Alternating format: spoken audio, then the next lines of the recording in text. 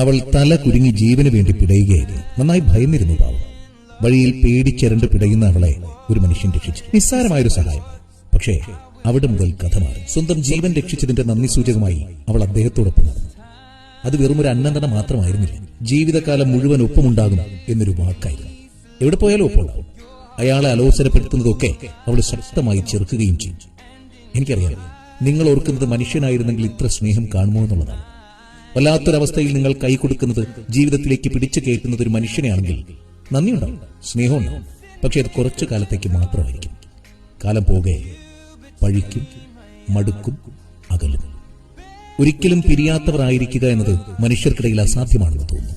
പലപ്പോഴും മനുഷ്യർ ഇത്തരം ജീവികൾക്ക് മുൻപിൽ നിസ്സാരരായി മാറിപ്പോകാറുണ്ട്, സ്നേഹത്തിന്റെ കാര്യത്തിൽ പ്രത്യേകിച്ച്. എല്ലാവരെയും എല്ലാറ്റിനെയും ഉള്ളറിഞ്ഞു സ്നേഹിക്കാനാകട്ടെ. പരക്കട്ടെ പ്രകാശം.